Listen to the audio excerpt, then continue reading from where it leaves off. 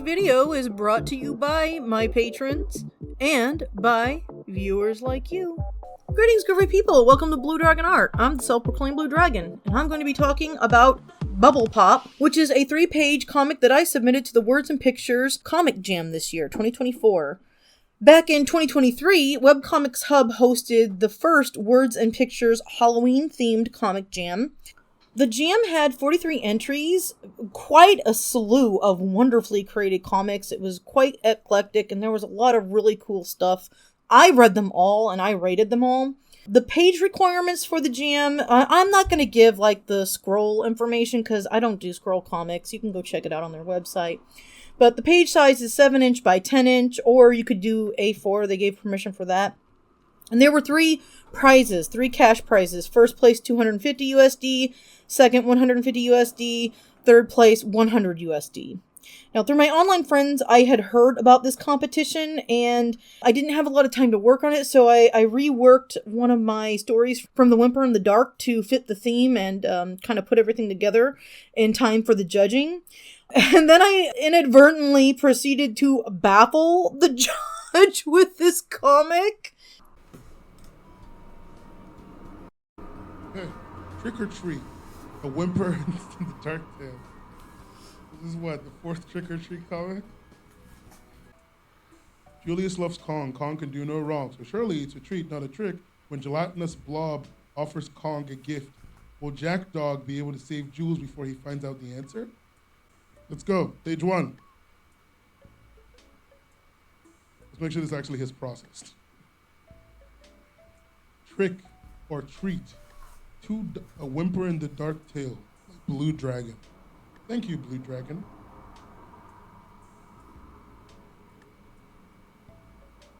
What? What's going on? What?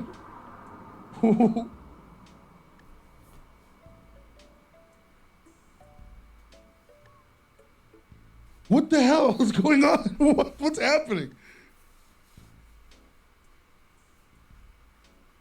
What the fuck did I just read? A room. Snap. What? Why is he at their front door? Where's their owner?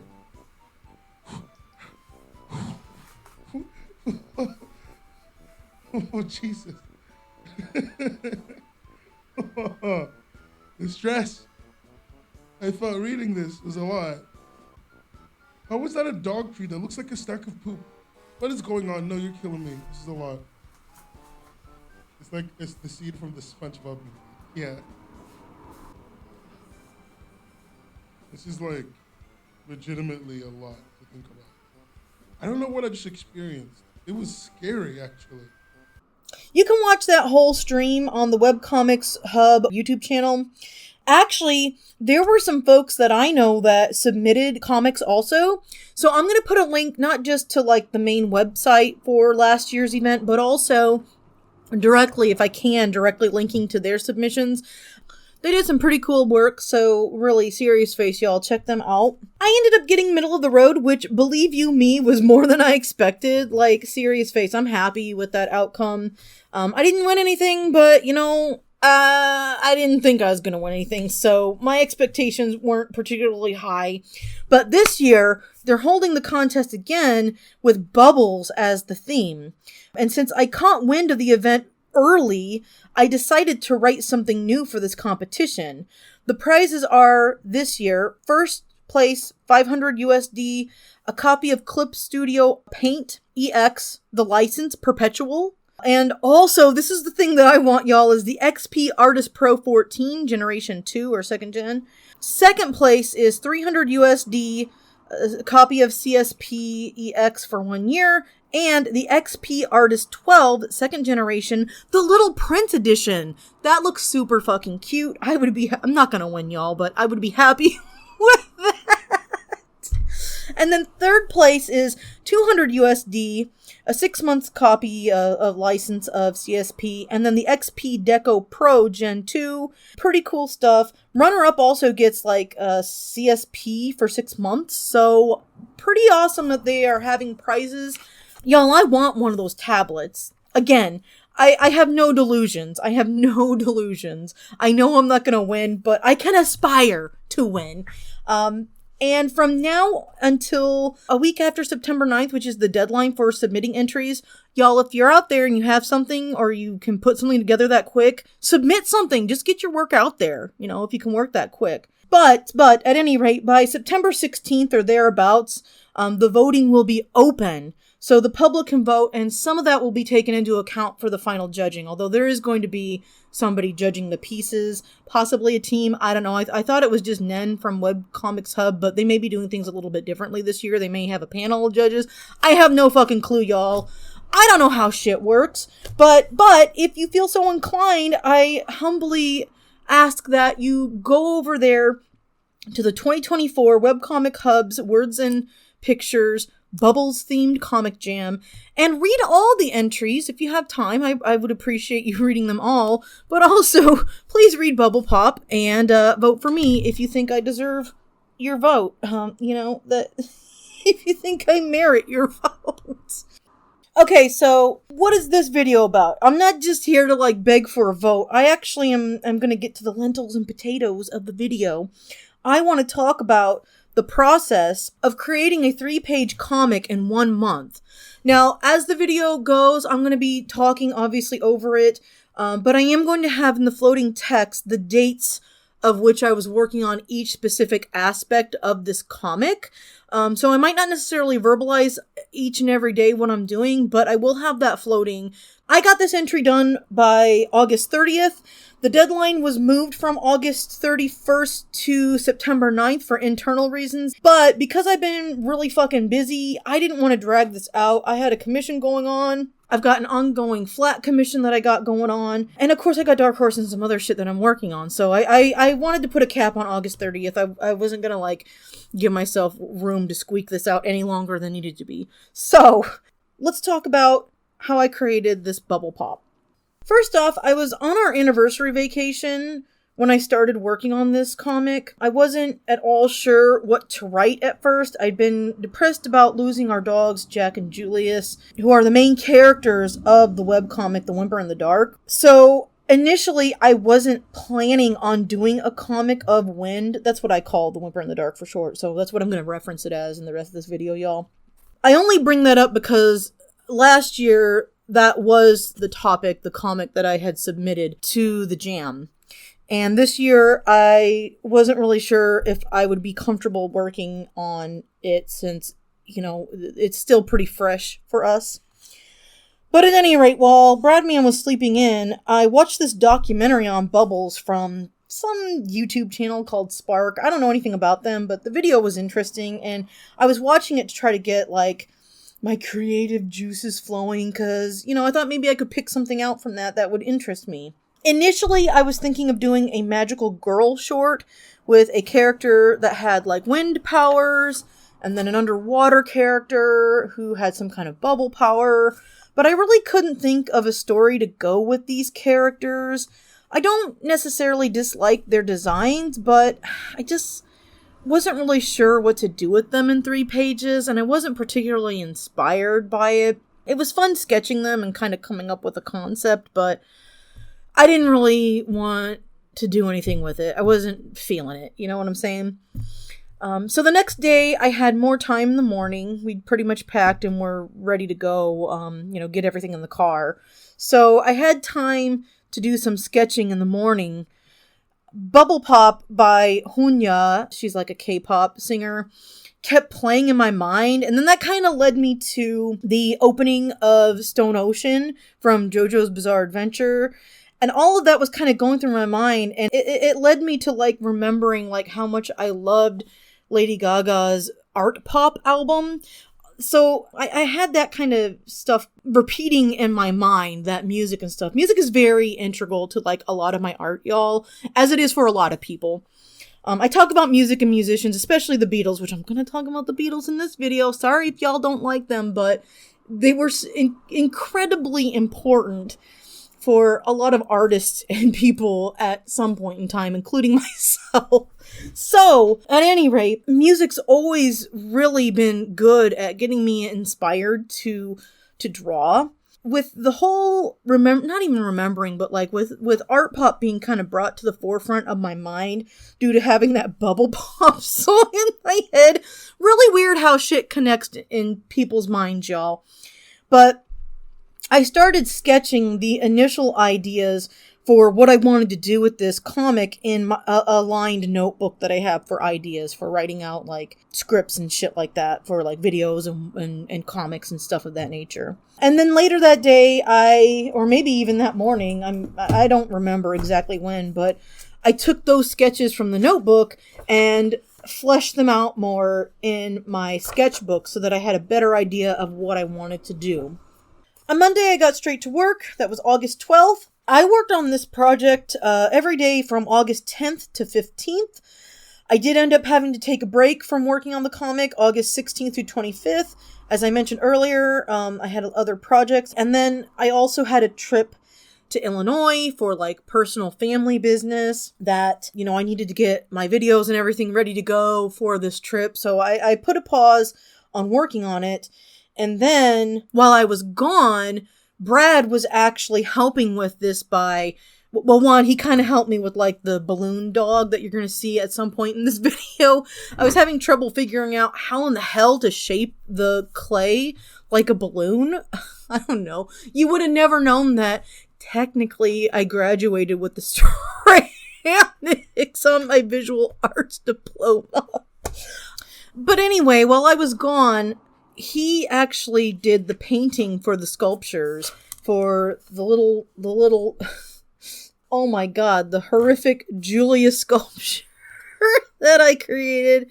He painted that. He used to paint miniatures, like Warhammer miniatures and shit. I mean, like, really well. He's really good at that kind of stuff. So I put him in charge of that, or he volunteered, but if he hadn't volunteered, I would have asked him to do it. He also painted the balloon dog, which later on in the video, again, you'll see that I kind of changed the color up a little bit, trying to make it look a little bit like a bubble, kind of like a balloon. I don't know. I didn't know what to do to make it look like the Koons balloon dog, Jeff Koons. But yeah, I took a little bit of a break, and then I got back to work on August 26th through August 28th. Ended up skipping the 29th because I needed to finish that commission that I was working on so that I could send pictures of it and a status update to the commissioner.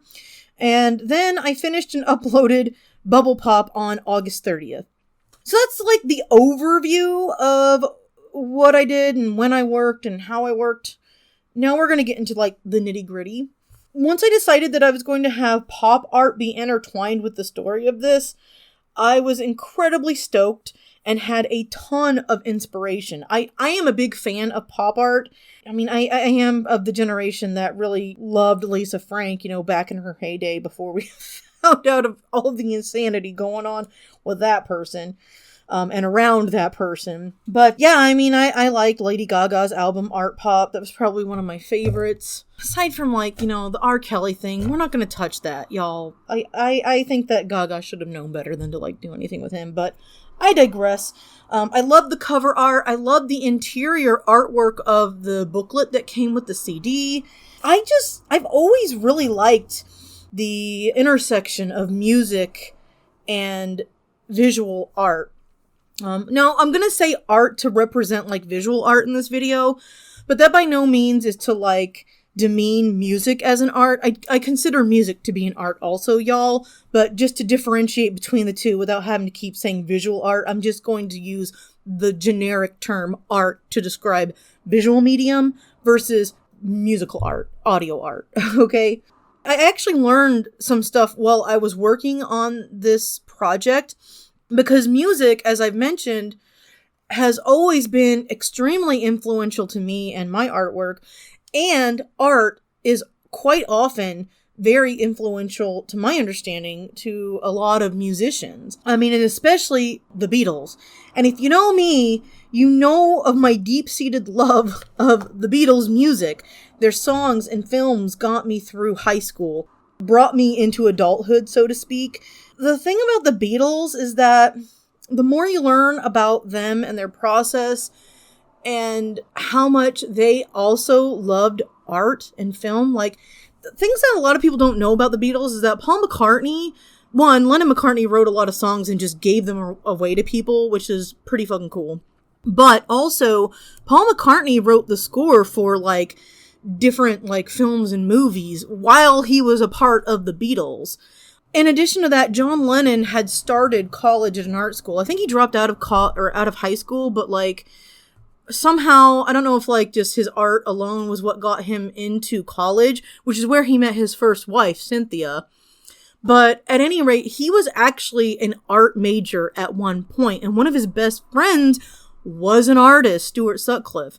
So we hear the music, but unless you're like one of these weirdos like me who absolutely loves learning Beatle trivia and learning about their creative process and the things in their lives that led them to the creation of the music that I love, you don't know about, like, how intertwined with the visual arts that the Beatles were. One of their most famous albums, Revolver, they kind of couple, quite often you couple Revolver with Rubber Soul, which came out the year before.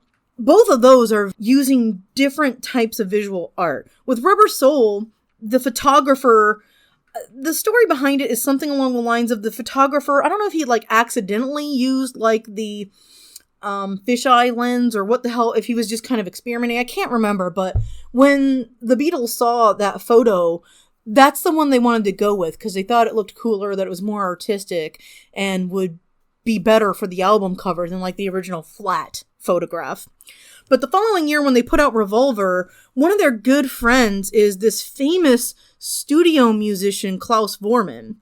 And he did all of the drawings and cover art for Revolver. And that album cover has been one of my favorites. Just flat out iconic. It's, even if you don't like the Beatles, you can kind of, I mean, I would hope you would be able to see the appeal of it. It feels very 60s, but it's also very, I don't know, it just feels kind of comic-y, but kind of not comic-y, very montage, mixed media. It's just a really cool fucking album cover. And I think that Voormann did a couple other pieces, and that's the one that they settled upon, or maybe he settled upon. I can't, again, this is all recollections, y'all, from shit that I've seen years ago and watched years ago.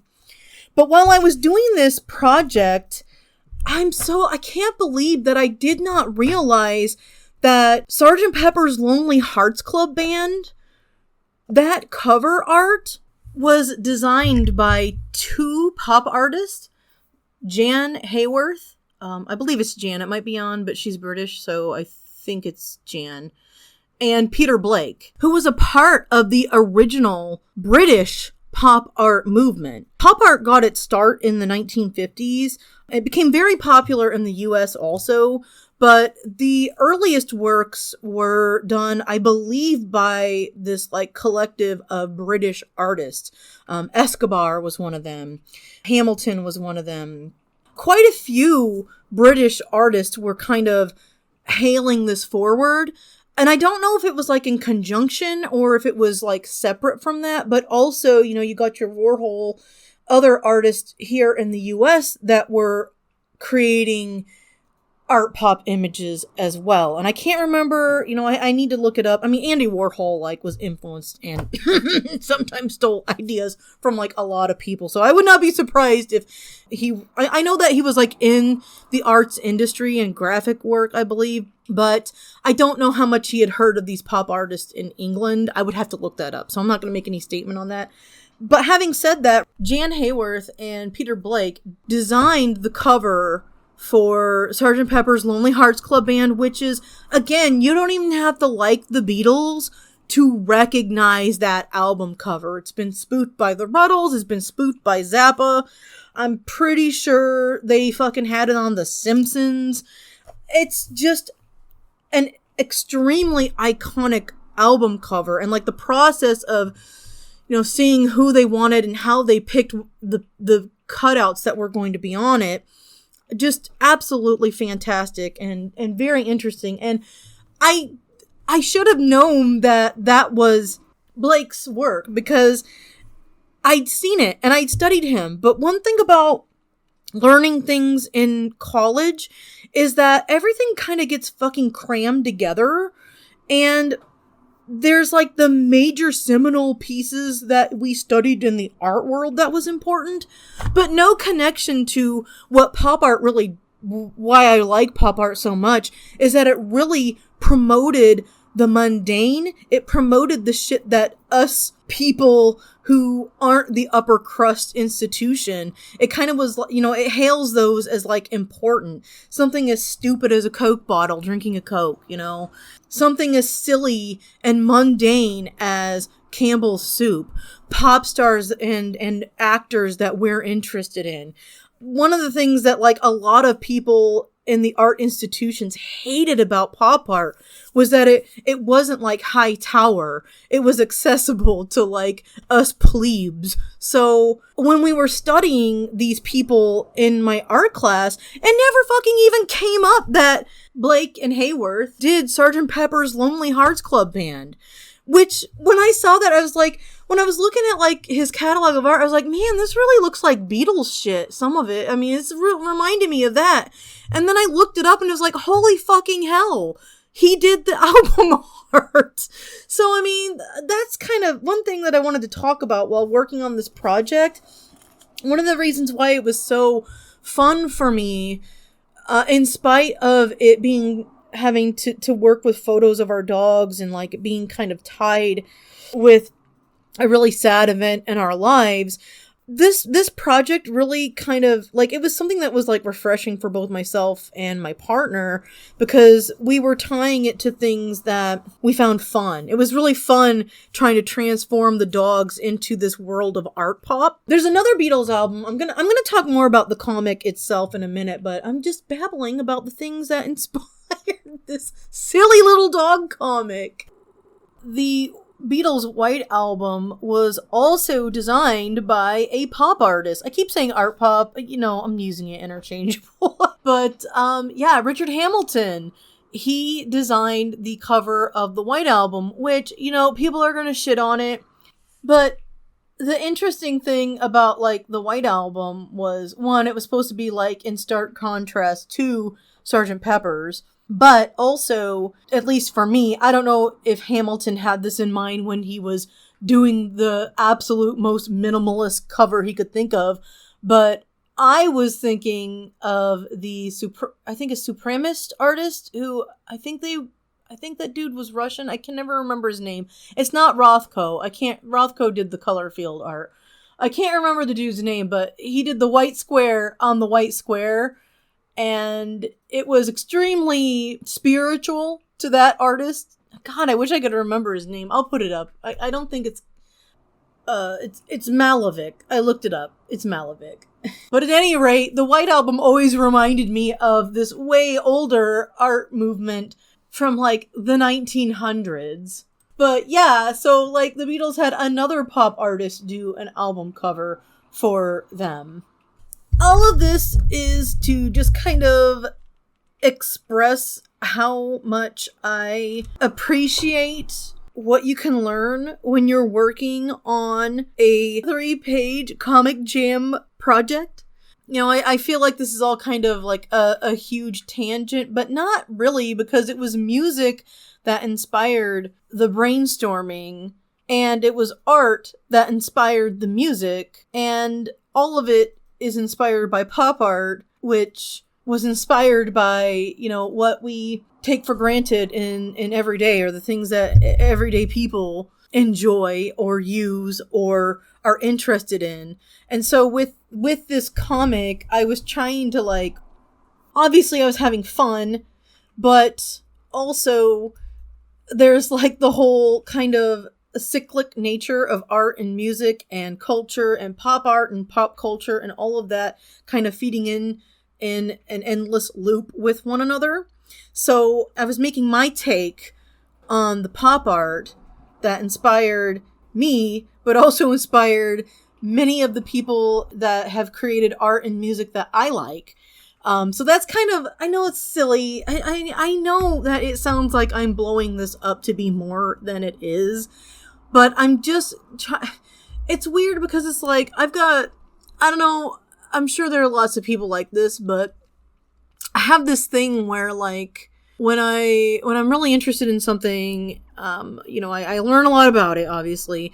And then, like, I am constantly reminded of those things by virtue of other, mediums and media that I consume. So, like, I can be inspired by a book or by music or by art or an image or a show or a game.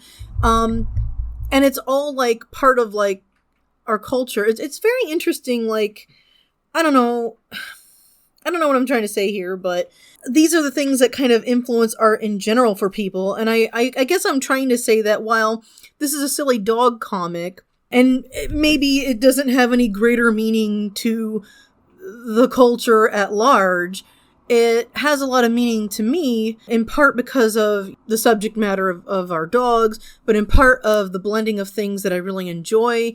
And pop art, to me and to others, it's symbolic of, yes, commercialism, but it's also kind of reclaiming that commercialism, if that makes sense. And so for me, it's like, this is a silly dog comic that I've made based on art that's based off of commercial shit. It feels like a reclamation of a sort. You know what I'm saying? That's one of the things that I like about pop art, is that it embodies what many in the institutions at the time would consider to be lowbrow. We look our nose down at things like soap operas. We look our nose down at things that the average Joe enjoys. We look our nose down at specific types of music, but that music is very much a part of a person's everyday existence, much like how these products, whether it be by choice or, because it's foisted upon us, are very much a part of our everyday lives. So it's kind of like an interesting thing. Like, I'm very anti-commercial for the most part, but I'm also, it's not that I don't enjoy, like, popular media, because I certainly do. But it feels like, it's interesting how, like, the pop artists were taking something that was considered to be lowbrow, not particularly artsy, and making it something that is artsy. Much in the same way, like, it is quite often described as, like, an offshoot of Dadaism and Expressionism, and kind of like a melding of a lot of these other art movements. That's one of the things that I like about pop art, is that it is very accessible to, like, the average person. You can look at Escobar's Love 1962, I think was the date on it, and it's just a sculpture of someone drinking a Coke. But it's also, like, it's taking it down from, like, the Raphaels and Michelangelos and Leonardo da Vinci's, and bringing art down to the everyday person's level. Not to say that, the everyday person can't appreciate and enjoy, the high art, but I like that it shows an appreciation and popularized things that, like, the youth of the time were enjoying. You know what I'm saying? They made it more accessible and more readily available to people who weren't millionaires or billionaires, is what I'm saying. You could get a screen print of Andy Warhol anywhere.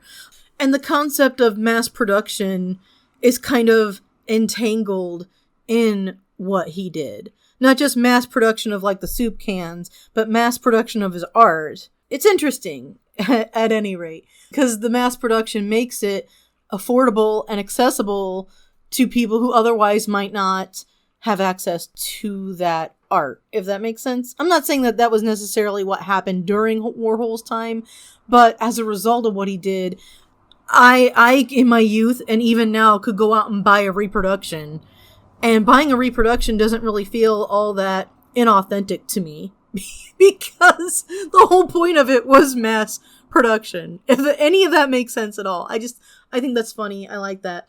But when working on this, I wanted to work with as many mediums as I could, which I did. I went out to a store and got a copy of a magazine. I printed off a picture of Jack Dog to do, like, the Richard Hamilton collage piece. There was also, like, when I was in taking student at large classes at Northern Illinois University. I had been inspired, like we had to do some kind of project with like moving parts, I think, or we had to do some kind of final project. And I was inspired by the Led Zeppelin 3 album cover, which is an interactive album cover. And the cover has like a wheel inside and there's holes cut out. So it's layered. It's a gatefold album to let y'all know if you're not familiar with the album cover. But the album, when you look at it, it's got these little holes cut out, and then it's got a disc inserted inside in between some pieces of chipboard or cardboard or whatever the cover's made out of. And you can spin that disc and the pictures change that are shown through the holes that are cut out on the album cover. So I wanted to do something interactive for that art class, and I made a couple different art pieces. And when I was working on this, I actually was able to kind of hail back to something that I did that had like it was like a target, and it was inspired by Jasper Johns. I think it was Target with Four Faces is the name of it. But it was inspired by Jasper Johns and this Led Zeppelin album cover. So I had one that was like, it was also, the other part of the project was that we needed to have some kind of commentary on the mass shootings that have been happening in our nation. So I made one that was like a chamber of a gun that had the disc concept, and you changed it and it was a different picture from like a cowboy to like, other subjects that were a lot more hot button issues. And my art's just, my drawing, like the concept the professor liked, but my drawing's just not up to snuff, and that's fine. But the other part of this project was the concept of blaming video games on these shootings and things of that nature. So like the Jasper Johns thing had a little pull tab where like it starts with the duck hunt dog and you pull it out, and then there's like what the hell is that? There's a Call of Duty one, I think, or Gears of War or something like that. I don't know. I didn't play that game, but I looked it up. And then there's also a picture of a character from Grand Theft Auto, and I forget what the other picture was, but Mega Man. Just kind of like questioning whether or not video games do enact violence, and if so, if it's specific types of video games. At any rate, that was just, the questions were left up to like the viewer, because what the fuck do I know? I don't have any answers, y'all. But I was able to pull out those two pieces. I still have them. And I was able to kind of use them as like the base and inspiration for one of the panels in this comic, which I did like a combination of both, like the inking, because I didn't have any Sculpey left, and also I didn't have any time left to do the Sculpey. So for the Jasper Johns inspired piece with Jackdog, I used a photograph of those pieces that I had from like 2015, 2014, whenever that was. I think it was 2015. And then I used that to get the idea of how I wanted to lay out the target and everything. So for me, like the whole thing was getting back to like the things that bounce around and float in my mind. It reminded me of back when I was inspired for this other project and how different that turned out from the original inspirations because of the things that I was blending.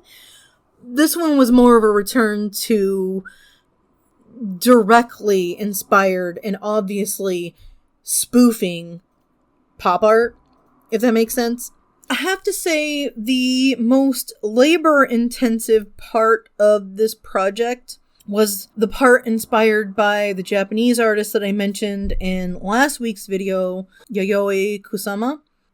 I had mentioned last week that she was someone that I just recently kind of discovered. And I don't think it really had much to do with this specific project, but I'd found out that she was also a pop artist, someone of which a lot of American pop artists kind of stole some ideas from. And I don't know, you can watch some biographies on her if you want to learn more about that. But the more I started looking at her artwork, the more I really liked it. And so I wanted to include her in this because of all of the things that are represented in this comic, that one I wanted specifically to replicate as a means to kind of pay homage to someone who was in some ways overlooked. Because I'll tell you right now, when I was in art class, we had plenty of opportunity to fucking learn about her, but did we learn about her? No. I don't even remember learning that much about Escobar, and I kind of feel a little pissed off because it's like the two women that are relatively prominent in the movement just get glossed the fuck over for Andy Warhol and yes, Richard Hamilton and Blake and all these other artists. Like Blake, I didn't even realize that he worked with his wife Hayworth on that until actually specifically looking it up for this video. I thought he was the only one who worked on that artwork. So, I mean, that's not necessarily his fault, but like the way in which we study art is extremely frustrating to me. So, even though the majority of these panels are inspired by works created by men, I also wanted to make sure that I included like a piece paying homage to Escobar, because that Coke statue cracked me the fuck up, y'all.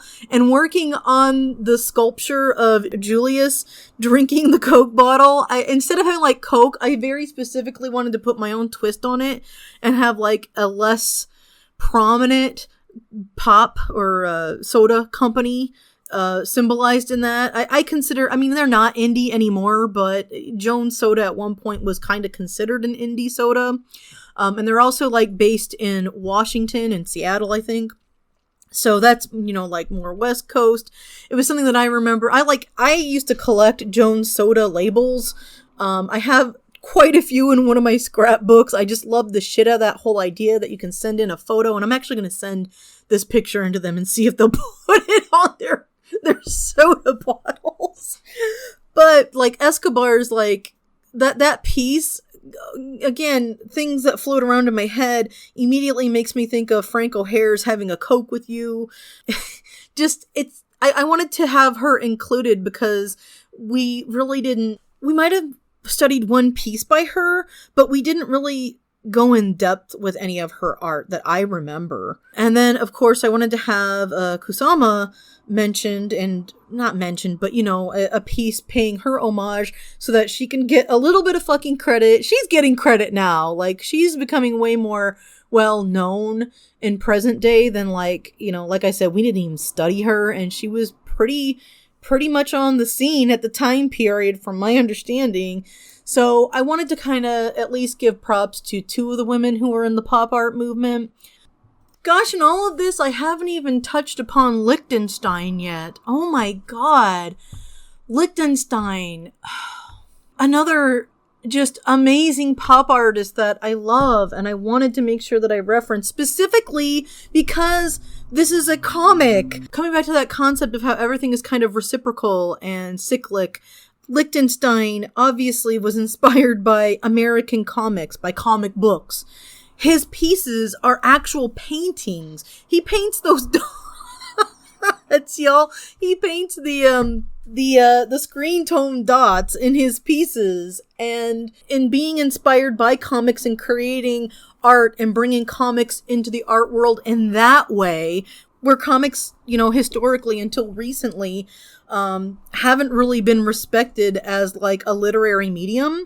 It's really a fairly new development, and I gotta give props to one of my English professors at UIS, Tina Helton. She had us read The Crow and watch the film in addition to reading other American Gothic texts in our class. I love the fact that she was bringing graphic novels into the literary world, because for so long, comic books have just not been considered particularly scholarly.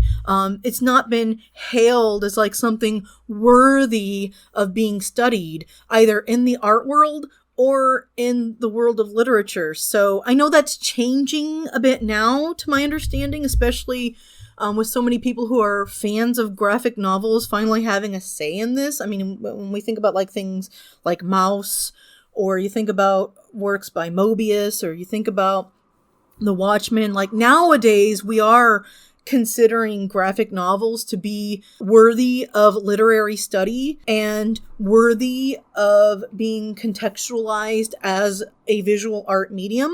But, like, that has definitely not always been the case. So, like, Lichtenstein almost feels like someone who is trying to, I don't know if this was his intention or not, but to me, it feels like he was kind of breaking down the wall and taking this, again, thing that is considered quote-unquote lowbrow or for kids and bringing it up into the art world using the medium of artists of days of yore to create mass-produced printed artworks. You know what I'm saying? Like something paying homage to the mass-produced printed artworks.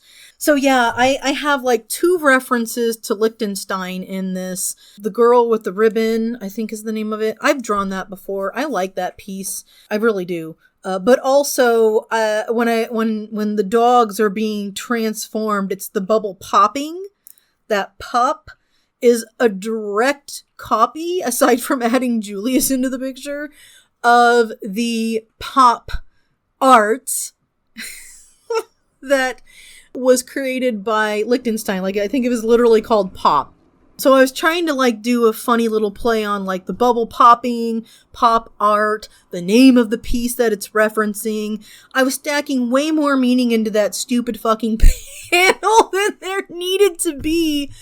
But I like Lichtenstein, so I had him in there twice.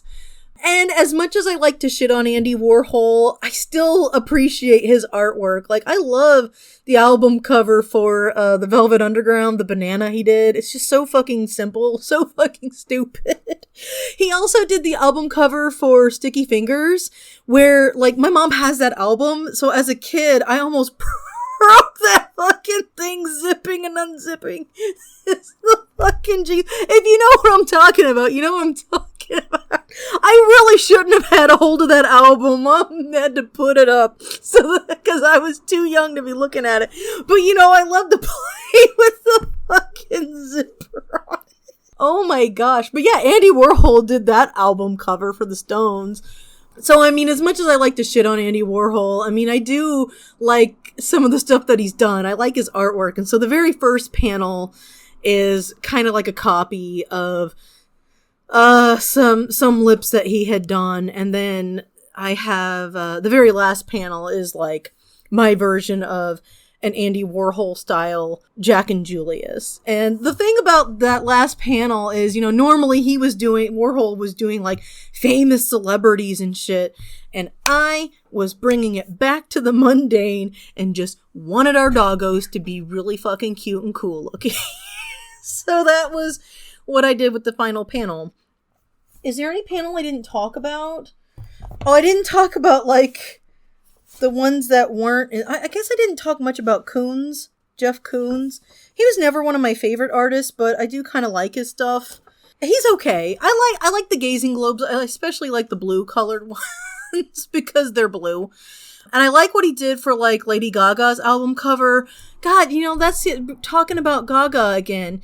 I like that she once more, I mean, she laughs all the way to the bank. I'm not talking about like her as an individual, but like with that album cover and the music that is on it, I really enjoyed it. But in addition to that, I love that she was kind of keeping that alive of the pop artist doing album covers.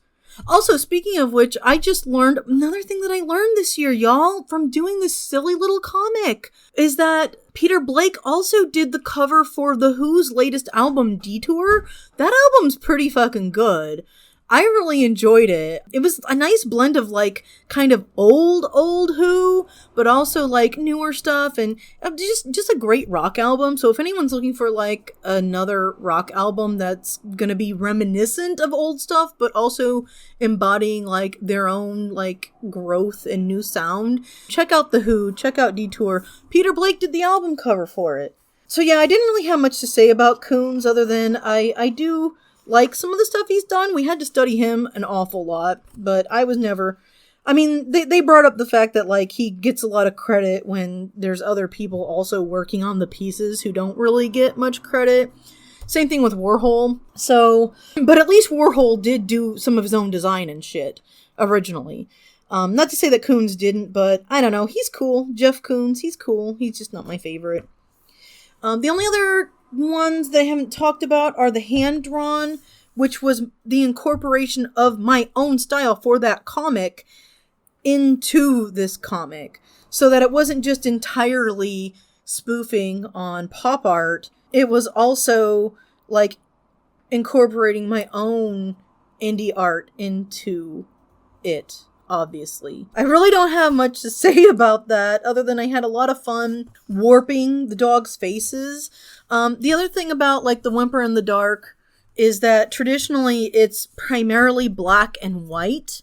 I'll choose to have like one thing colored so that the color pops. But for this one, you're introduced to a single thing still having color, but it's the bubble, and it has several different colors. And it was that bubble popping that brought the dogs into the pop art world of color. So, yeah, that was kind of like the thought behind that. There really doesn't look to be like any story at all. But aside from the physical bubbles being blown and played with in the story, the concept is the introduction of the bubble of pop art.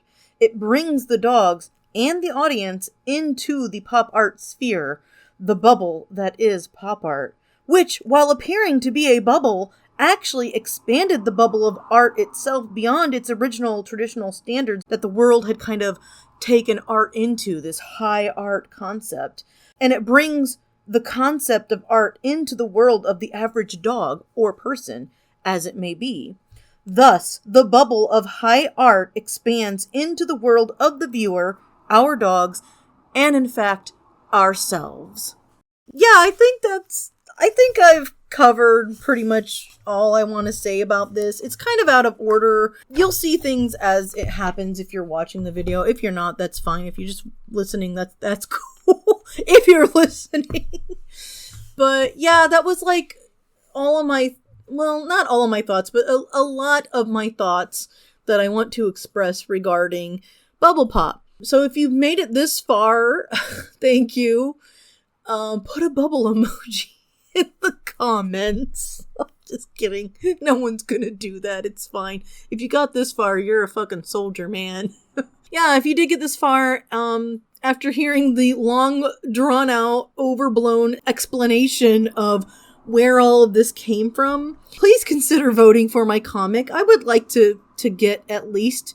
I'm not gonna place. It would be delightful if I placed, but, you know, I would like that tablet, but my expectations are in the gutter, so I know I'm not gonna win it. I'm not gonna, like, build myself up and even think I'm gonna win. But, wouldn't I be delighted if it happened? Go vote for me. Yeah. Anyway, thanks for watching. Oh my god. I'll try to edit this down a bit. Anyway, peace and love. Fare you well, and keep on trucking. Pop art.